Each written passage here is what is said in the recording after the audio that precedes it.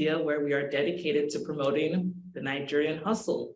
On today's episode of our Nigerian Hustle Series, we are so pleased, so fortunate to welcome Chef Kemi Fajemisin to our program.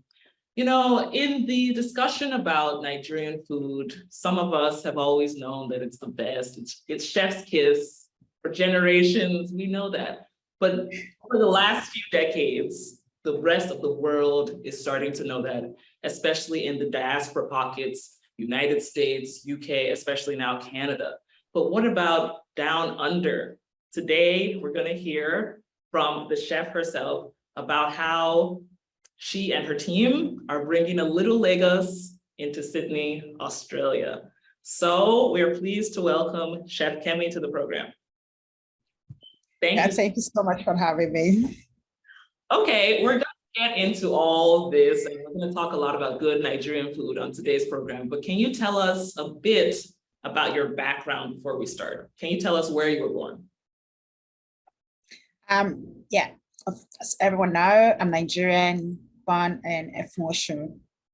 And yeah, I grew up I spent 12 years of my life in Ifon, then moved to Ondo State, then over to Lagos. So then from Lagos to Ghana, from Ghana to Australia. Wow, I can't wait to hear about this. But growing up, can you tell us a little bit about your parents and your family dynamic, if you can?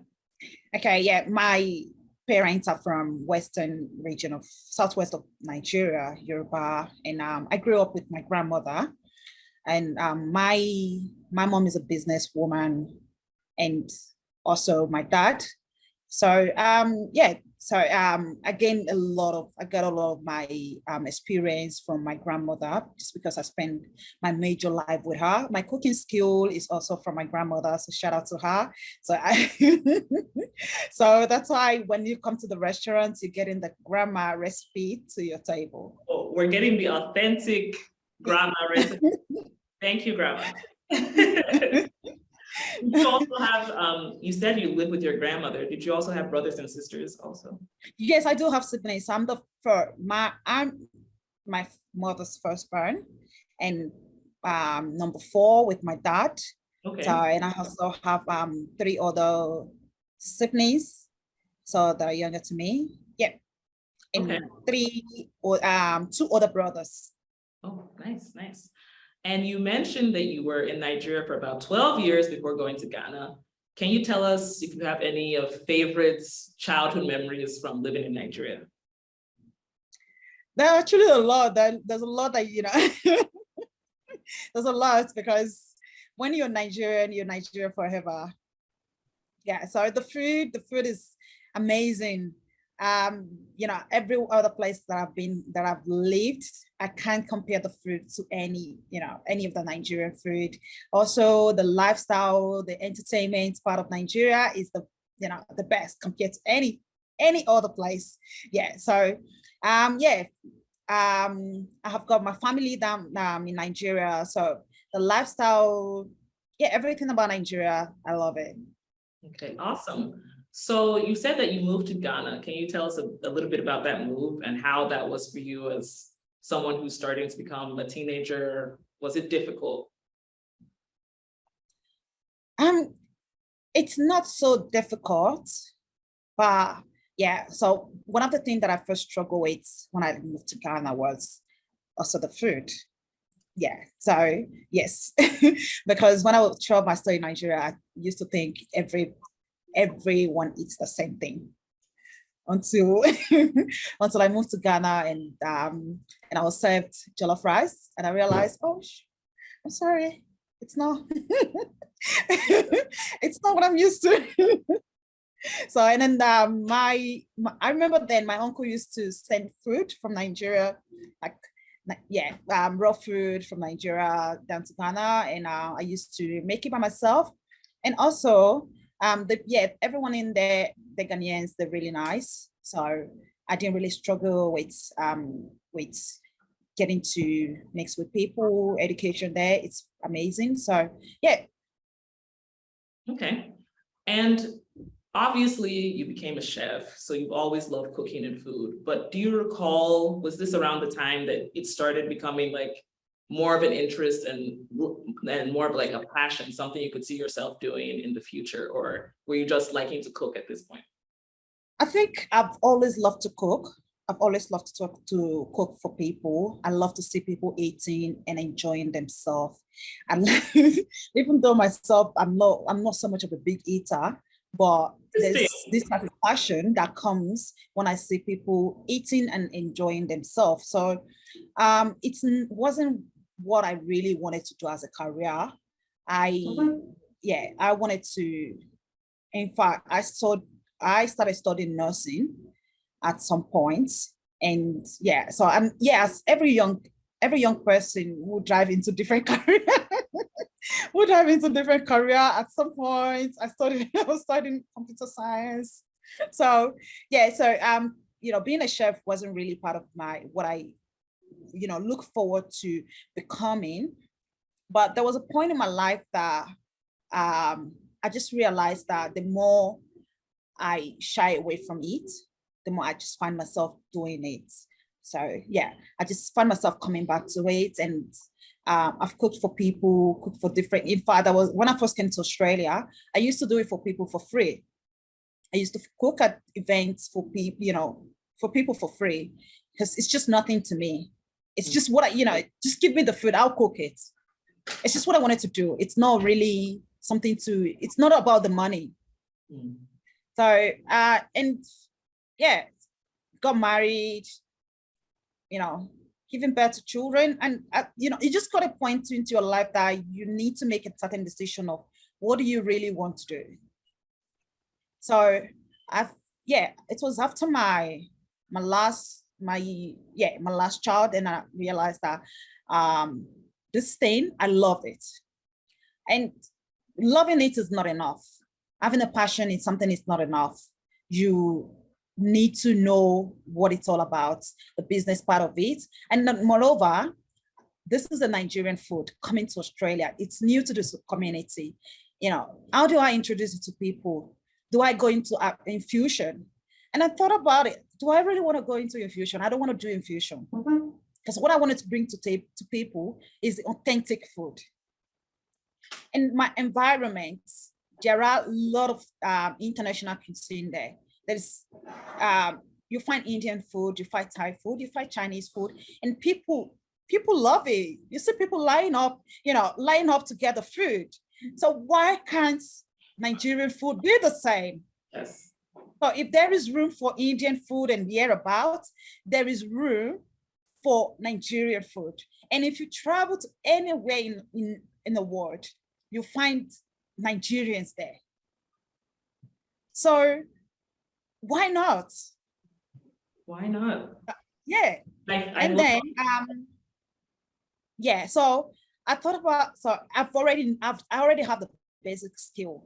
What I need to know the Australian standard.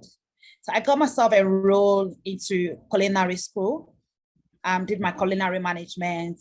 And in the course of that, I met Ade. Okay. Ade already. So yeah, I met Ade. Ade already started Little Lagos, and sharing his vision with me of Little Lagos was the best thing. So I just, looking at Little Lagos happens to be like a baby to us. So I look at it, I was like, I want to be a part of this vision. I want to be part of the people that will nurture Little Lagos to a point whereby, it becomes an international brand. Yeah. So yeah, we started it, started working there, and the rest is history now. It's beautiful history. And I love everything you said, especially the part about a few things, that when you had your last child, that's when you kind of really discovered the purpose and went for it. And I think sometimes a lot of women feel like, oh, I'm in this kind of place, this is the only thing I can do. And even your children can even help you with that inspiration. Yeah. To really be happy and find what you love to do. So I love that you said that And I especially love that you said Indian food, Chinese food, Ethiopian food, also huge. Why is there some sort of stigma on our own food, which is also great and the best and wonderful? So what do you say to people who feel like African food, West African food can't be, presented well, and it doesn't have the complexity, all the stereotypes that people say? What do you say to that? I honestly don't know what to say, but I honestly don't know what to say, but I can tell you that Nigerian food can be presented in such a way that, people will look at it and they will have no choice than to try it. Because that's what we do. That's what we do at Little Legos. Apart from adding the flavors to the food, bringing the food, for me, I eat with my eyes. And I learned that from my grandmother as well, that if the food doesn't look good, there is 50% chance that it will not taste great. So we eat with our eyes, and that's when the food we invite us to eat. So it has to be presentable. Whatever, there is no reason for the food not to be presentable. I agree with you. And you talked a lot about understanding the Australian standard and kind of not modifying the Nigerian food, but understanding what the clientele might need. Can you tell us a bit about how you came to Australia and then integrated yourself into the community? Okay, I'm coming to Australia 9 years ago. Yeah, that's 9 years ago. And everything was, different from where I'm coming from. But it's all about immersing yourself into the system and knowing that this is different from where I am coming from, and looking at the positive sides of, what does Australia system have to offer you, not focusing on the negative, part of what Australia system is doing. But, because I believe that everyone that has left, Nigeria or left the country in any way, there is a reason why they left. There is a reason why they applied for the visa to come in here. So that means coming in here, they believe that that country is going to give them the, where they are cannot offer them. So looking at the positive side, and then you want to follow the rules, so you learn the rules, and also, immersing yourself into the system and getting to learn it.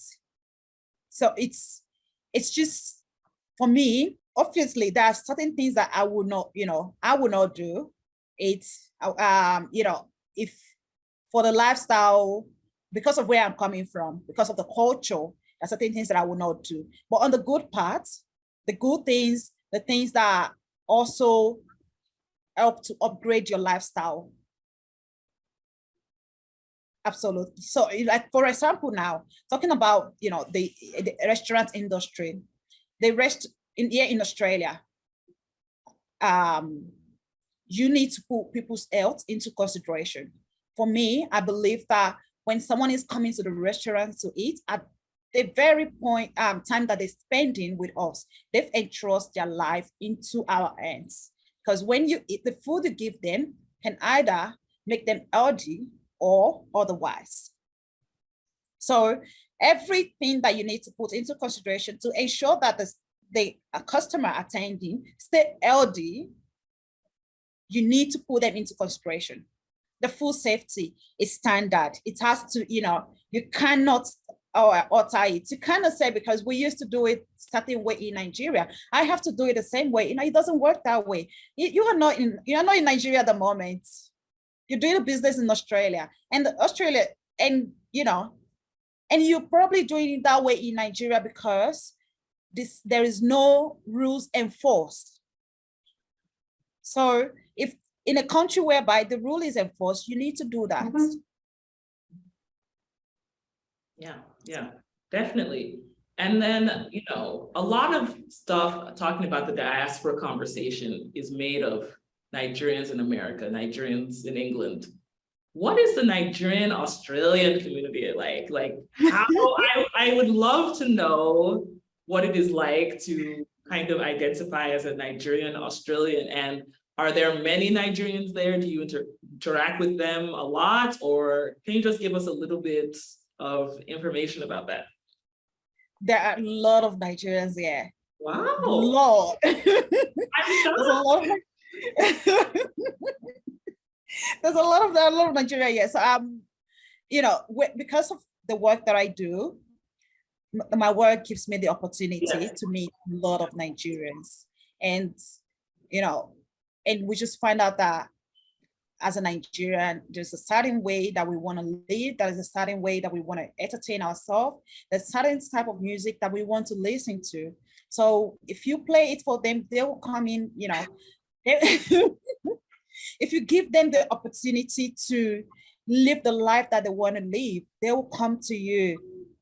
And yeah, there are a lot of African youths, Nigerian youths, and also as even the children that are born in here in Australia, you find out the majority of them, they want to identify themselves as Nigerians. They're so happy with the culture, they love the culture, they love everything about Nigeria, you know. So it's great being a Nigerian in Australia. I love it. I love it. So in your opinion, are there any similarities between Australians and Nigerians? Are we very different? You know, culture-wise, we're different. Culture-wise, we're different, but also, yeah, everyone is woman being, to be honest.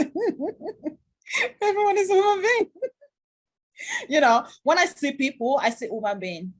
I don't see race, I don't see color, I don't see gender. All I see is woman being. So whatever you do, it's just, you know, you're not being defined by the culture, you're defined by the woman being that you are. Okay, okay. So let's talk a little bit about Little Lagos. You mentioned briefly that you teamed up with Mr. Adeni, and you guys were good to go from there. But I read that it started out as a pop-up store initially, and then you guys transitioned to the brick and mortar restaurant. So can you tell us, especially for people watching who may be interested in starting a restaurant, but may not have the capital to start in a traditional storefront, do you recommend that approach? And what are some things to do to kind of get you to that traditional restaurant storefront? For anyone who wants to do something, I always advise them to start, and consistency is the key. Being consistent, your brand, defining your brand, knowing what, you know, communicating your brand to your people, to your target audience. That's the key to the business. And for Little Lagos, we started as a pop-up in 2017. And one of the reasons why we started as a pop-up is to introduce the food to the people. Because yeah, you know, it's a new food to people. People they might have been hearing it, but they don't really know what it tastes like or what is it about.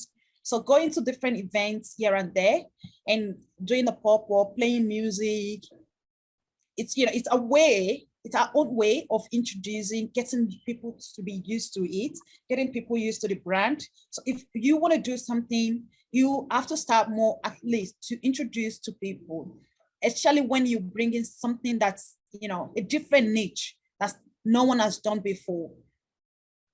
And, you know, even if you don't have the capital, just start and being consistent with it. One way or the other, you just find out that you're just getting bigger. And also, if you want to invest, you want someone to invest in your dream. You can't fold arms and talking and expect people to just buy it, especially if no one has done it before. It is what you've done that people will see, and then they will then realize that, oh, I love it. You know, I love that dream. I want to be a part of that dream. So like for Ade and Hype, my own, okay, I was thinking about it. Ade already started it. And I saw it and I was like, I love it. I want to be a part of it. So it's all about consistency. Consistency. I think that's a really good point. And then when you transitioned to the restaurant, when did you notice, okay, the foot traffic is becoming a little bit more, a little bit more, a little bit more? When did you start noticing that, we're onto something here? After the pop-up that we opened, when we opened, it was a massive love from the start. People loved it, and it just keep increasing. And also, we used to keep a track of our numbers of customer, and we realized that every night the customers, increase, and we get new people, and also media started turning up for content. So, and there was a day I did spoke to Ade and I checked with him. Wait, how much are we paying for media to come and cover us? And I was like, we're not paying anything. And I was surprised because we've had media coverage from channel 7 that to be featured on channel 7, it's you have to pay a lot of money for the time. So, but for them coming to cover us, it's a huge plus for us. So it's and having the number of increase and positive feedback also inspires us to do more. And people coming in, even the non-Nigerians, they come in and saying, oh, it feels like they're eating at home. Wow. And that's what you want to get. Some people, they're so tired of just people mixing food together for them to eat. So they want to eat especially when you're far away from home. And what I tell people is, why do I have to pay $5,000 flight tickets if I can just drive 20 minutes to my, to the restaurant and eat and have the same, the same feeling, the same experience that I'm gonna get at home? So why do I have to spend that much for the ticket? Mm-hmm. Okay, so you as the head chef are going to be integral in making the menu and kind of designing the aesthetic. What part of Chef Kemi can we see on that Little Lagos menu? What is your influence in the restaurant? For me, for the menu, everything that you see on the menu, it's what I love to eat. So it's even when we do pop-up, most of the pop-up, we try not to do what is on the menu. We try to do something different in order to give something, people that are at the pop-up, especially the ones that I've been to at the restaurant, something special. And that special, it's always an influence of Nigerian food and my own recipe. Okay. So it's a mixture of the two. Okay. And then just going on with kind of your day-to-day as a chef, can you tell us from beginning when you wake up to the end of the day? I think this is important because I think people think, oh, being a chef is just like glamorous and everything all the time. Can you tell us about the real reality of when you wake up, and also noting you have a family and children, so you have to divide your time really well. How do you do it? What's your typical day like? Oh, wow. Even myself thinking about it, I'm just checking You're out for tired myself. Yeah, waking up in the morning, getting the kids ready, and I'm packing my kids' lunch, getting them ready for school. After they've left for school, and then try to organize my house. After that, it depends on if I'm doing the prep. If I'm doing the prep, I need to source the ingredients. And sourcing the ingredients is one of the major challenges of opening the restaurant in Australia. So, because I have to drive to different locations to get all my ingredients together. and coming to the restaurant, started my prepping. And after the prep, expecting the customers to come in. And I'm talking about, that's a typical day for me, start at 10 o'clock. So from 10 o'clock up to 11 when the restaurants close. So most of the time I would have forgotten myself on my feet.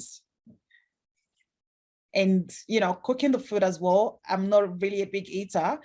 There was a time that I think it was around 9 o'clock that I was telling the other staff that I think I haven't had breakfast. And it was like, whoa, at this time, you just remember that you haven't had breakfast. So it's not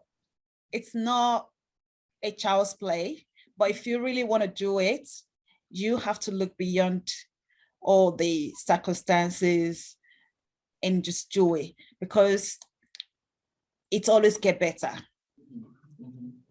Things improve. You always find a better way of doing things. You find a way of multitasking and getting things done. Yeah. How many staff do you manage? Kind of how many people are helping you with the prep, with all the other tasks? So at the moment, Little Legos have like 15 staff at the moment. Okay. So, and yeah, so we've got different people handling different station. I've got a sous chef, and I've a commis chef and kitchen hand. So in the typical day in the kitchen, you've got sous chef, commis chef, and kitchen hand working. So yeah, getting things done. Wow.